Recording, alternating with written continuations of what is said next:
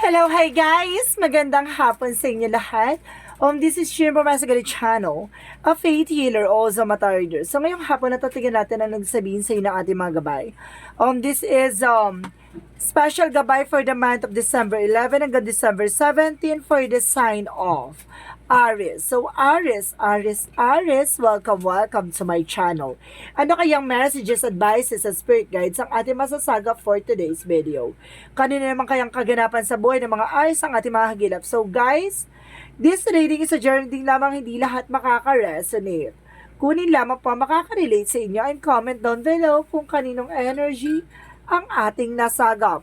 And of course, don't forget to like and subscribe my channel and hit notification bell for more videos update. And of course, maraming salamat po sa mga walang sampog suporta sa aking channel, lalo na hindi nag-skip ng ads. Naway pagpalain po kayo ng Diyos at may kapal, siksik tiglig na gumapaw man ng balik sa inyong biyaya. So guys, kumapit ka na dahil nandito na ang mensahe sa iyo ng ating mga gabay.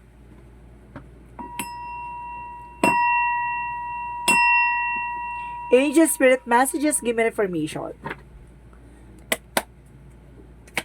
Ano kayang gusto sabihin sa ating mga kapatid na Aries ang ating masasaga for today's video?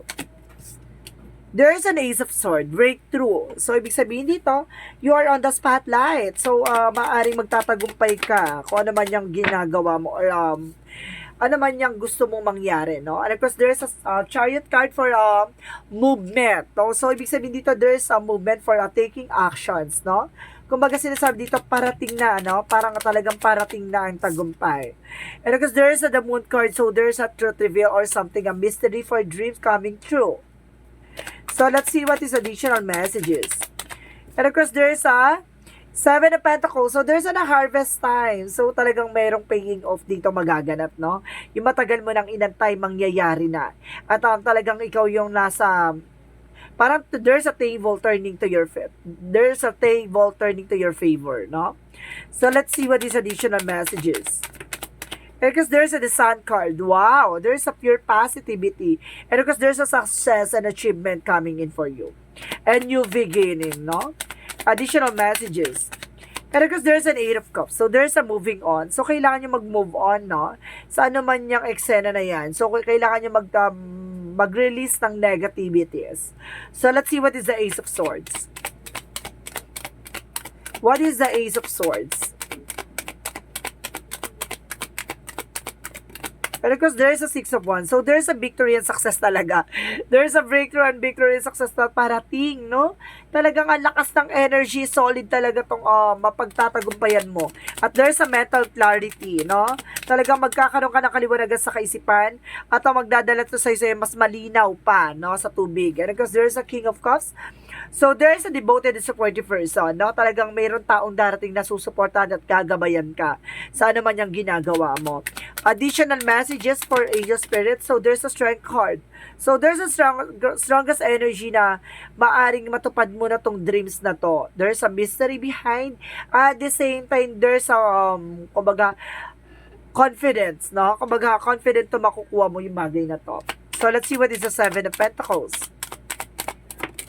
And because there's a Ten of Wands, so there's an information na parang tinatapos sa obligation or something responsibilities, and of course burden mo, no? Kumbaga there's all the sacrifices that you done, kumbaga ito na yung makukuha mong paying off, no? So let's see what is the Sun card. So, there's a Three of Swords. So, kumbaga, maraming naiinggit behind your back, no? Kumbaga, maraming talagang gumagawa ng bagay na talagang, di ba, pinaiinggitan ka. So, let's see what is the Eight of Cups. And of course, there's Knight of Swords. So, kailangan mo i-let go to, no? Yung fear and of course, anxieties. Kung nagkakaroon ka ng sleepless nights. So, kailangan mo tong alisin to. Ito, kailangan mo i-let go. Yung fear and of course, yung depression or something, anxieties. So, let's see what is the Ace of Swords and the Six of Wands. So, there's a Two of Wands. So, there's a two paths. So, there's a choices. No, titignan mo yung both side of situation, titignan mo kung ano ba yung magiging maganda. And of course, although malalaman mo naman yung, kasi there's a mental clarity nga, di ba? Kumbaga malalaman mo yung magiging way mo or something directions mo. So, let's see what is the Chariot card and of course the King of Cups. Because there's a judgment. So, there's a wake-up call. Parang, there's a spiritual awakening for you na parang ginigising ka sa katotohanan na alam mo yung magiging actions or something information dito na itong tao na to is a devoted, supportive person na parating na, no? At maaring siya na nga ba? So, let's see what is the Moon card and the Strength card. So, there's a Queen of Pentacles. So, there's a secure about sa finances. Ibig sabihin dito, kailangan maging maingat kapag dating sa finances mo kasi kung may pangarap ka, kailangan magkaroon ka ng confident na kaya mong abutin yan. So, let's see what is the Seven of Pentacles and of course the Ten of Wands. And of course, there's a King of Swords. Being wise and practical na pagdating sa decision mo. Kumbaga, this is the moment na kumbaga lahat ng sacrifices mo ay makukuha mo na lahat ng mga burdens na pinaghirapan mo na yan. Kumbaga, this is the moment na kailangan mo maging wise pagdating sa finances. No, kailangan maging matalino ka, hindi basta-basta gastos, hindi basta-basta bili ng kung ano-ano na, 'di ba? Hindi naman pala kailangan, no? So, let's see what is the Sun card and of course the Three of Swords. And of course, there's a Nine of Cups. There's a wish fulfillment. So, there's a moment na kumbaga matutupad mo yung mga pangarap mo unti-unti, no? So, let's see what is the Eight of Cups and of course the Nine of Swords. And of course, there's a Magician. There's a manifestation. Or some of you guys, may gumagawa ng black magic involved dito kasi nagkakaroon ka ng anxieties and depressions, no? So, kailangan mo i-release to or something. There's a negativity. Or either, tingnan ko nga, to clarify, get my information. See, makinig ka sa intuitions mo. So, hindi ka nakakatulog kasi nagkakaroon dito ng, kumbaga, intuition or something, vibration or, kumbaga, kaba. May ganong kang eksena or something, hindi ka mapakali or bukas yung diwa mo or nag-iisip ka, bakit ganon, active pa rin yung isip mo kahit na gusto mo na matulog, parang ganon siya. So, nagkakaroon ka ng sleepless night dito. And of course, kailangan mo i-release yung negativity, so kailangan mo mag-cleansing, guys, ha? So, let's see what is the outcome. Ang outcome is the Page of Wands. So, there's a good news coming in for you na magdadala sa'yo ng Empress card. Empress card is a renewal, a new beginning, and of course, new plans. So, let's see what is additional messages. And of course, there's a Knight of Wands. So, there's a final push. No? Kumbaga, napakalapit mo na sa success. May mga bagay na kailangan mo lang ilaban. So, let's see about sa career. Additional messages about sa career. So, about sa career is the Knight of Cups. There's a lot of offer coming in for you with the Knight of Pentacles. So, itong offer na to, being practical, kailangan maging practical ka about sa finances, ha? Kumbaga, about sa career mo, pag pera, kumbaga, pagdating sa business, walang kapatid, walang ka mag-anak dyan. So, let's see about naman sa love life. Pag-ibig, no? So, there's an Eight of Swords. So, there's a freedom. So, makakalaya ka na sa toxicities. At the same time, there's a Wheel of Fortune. Talaga, there's a destiny to happen. So, meron talaga nakatadhana na nakalaan para sa'yo at makakalaya ka na sa toxic relationship. Okay? So, let's see what is additional messages for the health. So, there's a Six of Pentacles. So, there's a giving and receiving something, no? Kumbaga, makakatanggap ka ng bagay na, kumbaga, magbibigay sa'yo ng mental clarity with the Knight of Swords. There's a success driven. So, pagdating sa health sa'yo, kumbaga, balance naman daw, no? So, let's see what is additional messages for magical fairy messages.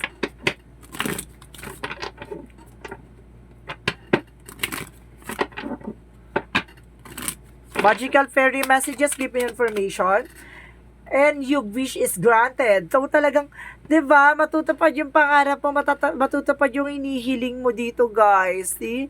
Wish is granted. So, let's see what is additional messages for Angel Spirit for Yin and Yang Oracle card.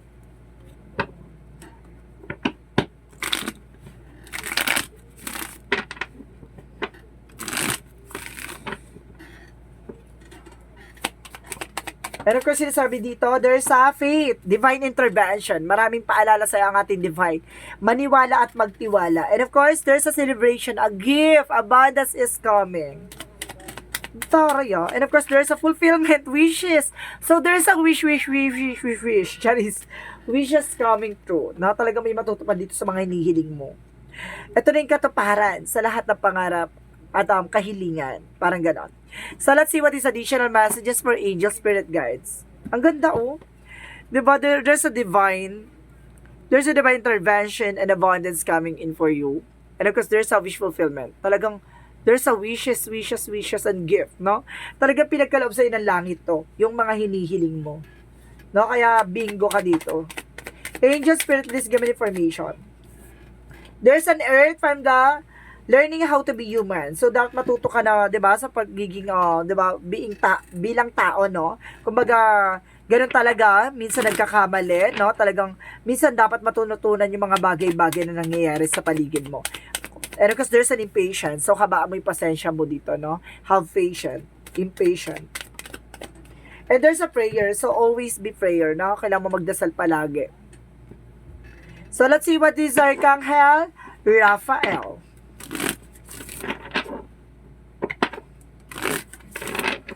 Let's see what is Archangel Raphael messages for you. And of course, sinasabi dito, there's a fresh air. So, kailangan mo ng mga sariwang hangin, ha? So, let's see what is additional messages.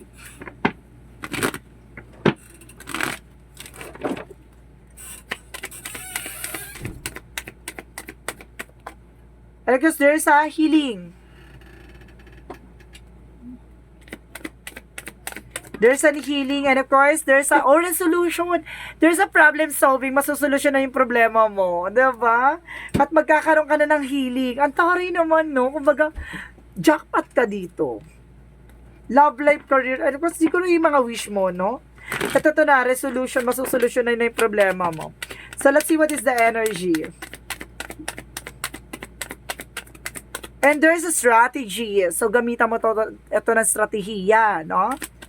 Additional messages. And there's the word card. So, ibig sabihin dito may travel ka, ha? At babaguhin yung mundo mo dito. Third chakra, Archangel Chamuel, for your health, no?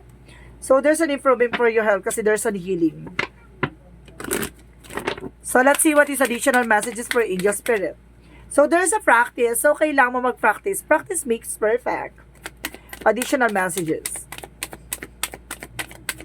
And there's a counseling. So, makikinig ka sa inner voice mo, ha? Para hindi ka nagkakamali. So, let's see what is additional messages for you. Let's see what is additional messages for you. And of course, there's an imagination. So, gamitan mo rin ito ng imagination, ha? Para kumbaga madagdagan yung kumbaga makapag-create ka ng magandang eksena, na madagdagan yung mga plano mo. And of course, there's a regret. Na may mga bagay na pinagsisisihan ka o pinanghihinayang ka na hindi mo na mababalik ang nakaraan. No? Let's see what is the romance angels. Let's see what is the romance angels. Sinasabi dito, there's a release your ex. Sa pato, no? Makakawala ka na talaga sa toxic relationship. Release your ex. So, let's see what is Archangel Michael. Anong chika ni Archangel Michael? You and your loved ones are safe. Wow. Additional messages. And guarded and protected. So, protektado ka ng ating mga gabay. Diba? Ginagabayan ka, talagang pinoproteksyonan ka. And of course, this situation is already resolved. So, some of you, ha, nasolusyonan na yung mga problema na yan. So, let's see what is the Montology. Angel Spirit Guides, please give me information about this Montology. You are good enough. No, sapat ka na daw. Additional messages. And of course, believe the impossible, no? Kumbaga, maniwala ka sa mga bagay na imposible ay posible. And of course, last one more card. It's time to take an action. So, kailangan mong kumilos. Kailangan mong magdesisyon, no? So, there's an angel's answer, guys. So, mag-isip kayo ng mga tanong nyo kung anong gusto nyo itanong. Bibilang ako ng 3. Kailangan nakapag-question na kayo, okay? 1, 2, 3. Angels answer, give me information. There's something better. So, 'di ba? Mayroon pa pala mas kabog, no? And of course, there's an improving health. I told you, 'di ba? Mag-i-improve na 'yung health nyo. May healing na eh. And it's up to you. Nasa sa'yo yan, no? Kumbaga, nasa sa'yo yung decision. Sabi ng ating mga gabay, no? Pinagkakatiwala sa'yo ng ating gabay ang decision mo. So, let's see what is the Jesus-loving quotes. Let's see what is the Jesus-loving quotes for you. And blessed are the peacemaker, for they the show called the children of God. So, ibig sabihin dito, binibless daw yung mga taong mas pinipili yung kapayapaan, diba? Kaysa pumatol sa mga walang kabuluhan, diba? Yun yung mga binibless. Yung mga marunong dumedma. Hindi yung patol ng patol, sabak ng sabak, diba? Hindi ka naman fresh tapos nag-inorte ka. Char. Eme lang. Eme lang yan, guys. So, let's see what is the angel's number. May kilala kasi akong ganyan yung laban ng laban. Mukha naman siyang kalaban. And because there is a 17, I am independent. So let's see. The quality of your work you can produce when you're going it at all alone is almost unbelievable. You are independent as you are ambitious, capable of performing everything step of the way. Which is efficiency, focus, and skill. So ibig sabihin dito, kumbaga kayang-kaya mong tumayo sa sarili mo pa, kayang-kaya mo magdesisyon, even pala decision ka. Char. So, ganun yun, guys. Ha? So, let's see what is the messages of life. Ito na nga. Ito na yung message ng buhay mo. Ano na naman kaya chika ng ating message sa buhay, no? And of course, sinasabi dito, unconditional love. So, let's see. Today, I choose to see the light in everything. I seek the divine each being. I accept others as they are. I bring a passion to all my brothers and sisters of the light. I offer unconditional love to everyone I meet. I join my soul and dirt so that we may grow together in the universal love. So see, kumbaga, alam mo yung kahit na ano nangyayari from the past or something na sa paligid mo, 'di ba? Alam mo yung kabutihan sa puso mo na, 'di ba? Kumbaga kayang-kaya mo magpatawad at kayang-kaya mo na lang patawarin sila basta 'di ba, lumayo sila sa paligid mo. Char. Kumbaga yung pagmamahal mo, no? Kumbaga kayang-kaya mo magpalaya at kayang-kaya mo magpatawad, parang ganoon. At there's an unconditional love from animals, no? Parang kumbaga some of you animal lover, no? Kumbaga nagmamahal ka pa rin ng animals, 'di ba? Yung mga animals. Char. So guys, this is a special gabay for the month of December 11 hanggang December 17 for the sign of Aries. So Aries, maraming salamat for your wonderful reading. So once again, this is Chin from Masagari Channel, a faith healer, also mata reader. And of course, maraming salamat sa mga walang samang support sa aking channel, lalo na hindi nag-skip ng ads, naway pagpalain po kayo na Diyos at may kapal, siksik diglig na gumapang ang biyama ng balik sa inyo. And of course, this reading is a journey din namang hindi lahat makaka-resonate. Kunin lamang po ang makaka-relate sa inyo. And comment down below kung kaninong energy ang ating nasagop. Maraming salamat po and see you in the next video. Bye-bye and babush!